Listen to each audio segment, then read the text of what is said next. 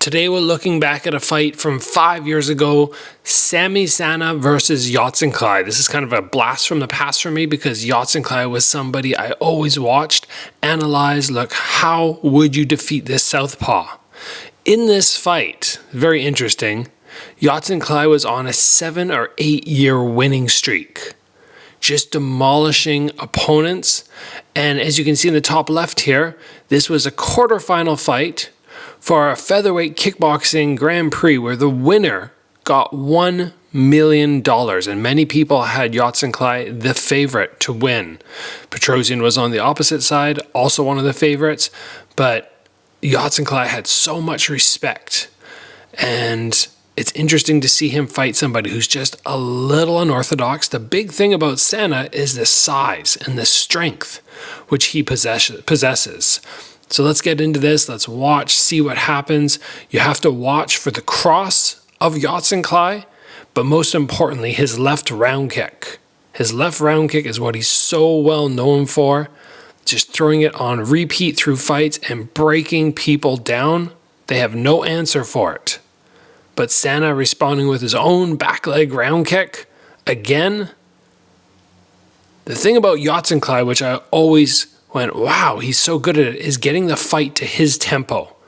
Slowing the pace down, making people stand at that range where he can just land that round kick over and over. But early in the fight, it's interesting that it's actually Sana on repeat throwing the round kick off the back leg.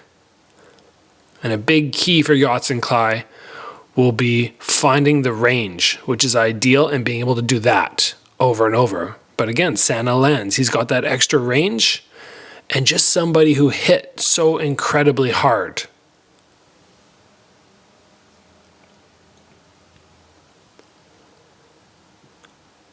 And he just brings a slightly unorthodox style in the sense I think he can land shots a little further out and he can get that power from just weird angles. And look like he did there. He goes knee to the cross without dropping his foot down. Nice from Yodsanklai there, attacking the body.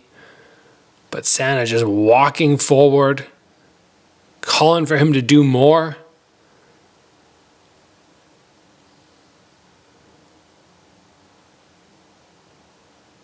The good thing right now that Sana is doing is not letting anything really land. Yeah, he's taken a few body crosses, but really utilizing a tight guard. And one of the things about Yodsanklai is, oh, there we go, he's down.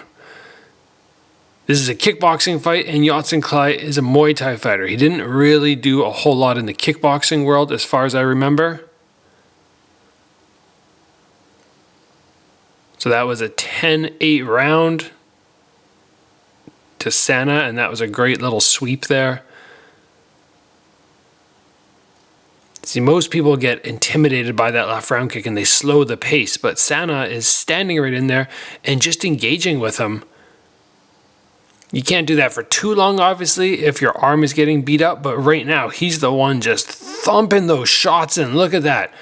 And Yodsanklai did not have the best defense when it came to boxing, and you can see him getting exposed, but now he's on the attack. Well, what a beginning to round number 2.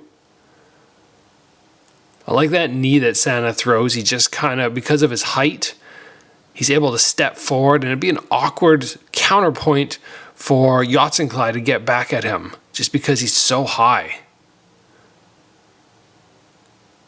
And he really elongates his height when he throws that right knee. Doesn't drop at all.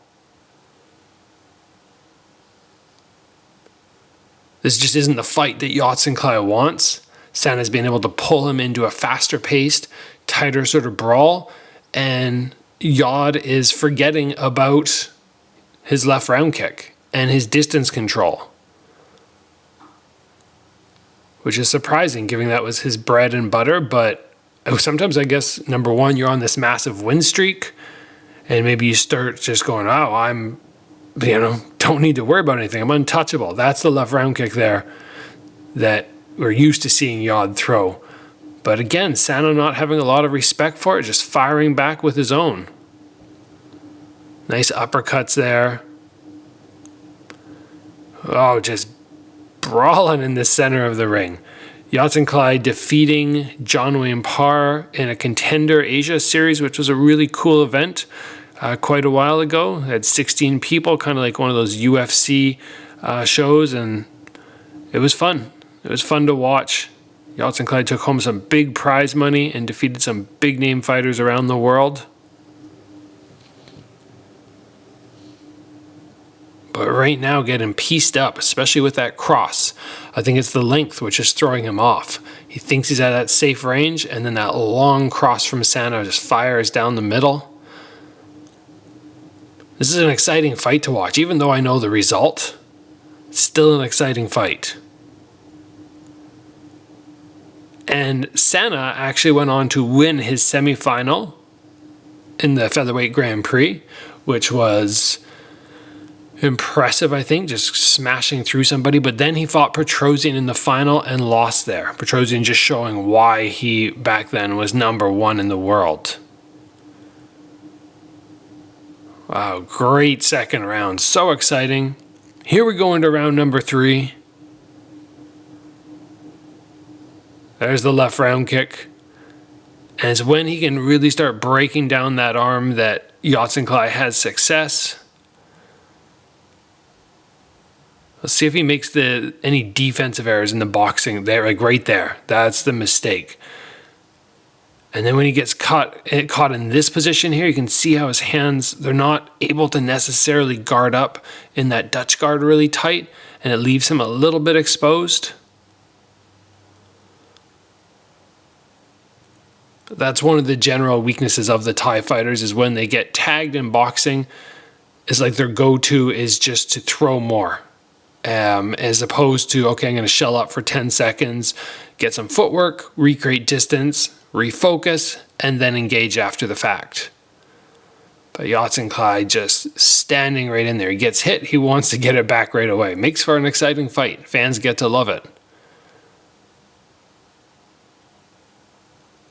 From the southpaw stance, I feel like a potential good shot for Yodsanklai with high hands would be to start chopping that back leg of Sana, just because Yodsanklai hits so hard, and maybe he'd have more success breaking down that back leg. Look at that lead leg front kick from Sana. Left hook. Really Yodsanklai at this point knowing, okay, I'm so down on the cards, especially with that knockdown in round number 1. He's going for it. He can't win on points at this period. Good cardio from both guys too. They've both been pushing for the whole fight. And Yodsanklai defeating many, many high-level opponents throughout the years. A lot of the K1 guys back in the day. Unfortunately, we never got to see him fight Buakaw, but it was always this online controversy. Who would win? I think Buakaw had the edge. Personally, I don't think he would have fallen victim to the left round kick of Yodsanklai. But Sana doing a great job of just showing that if you don't stick with the Thai fighter's rhythm, you have a much better chance of securing that victory.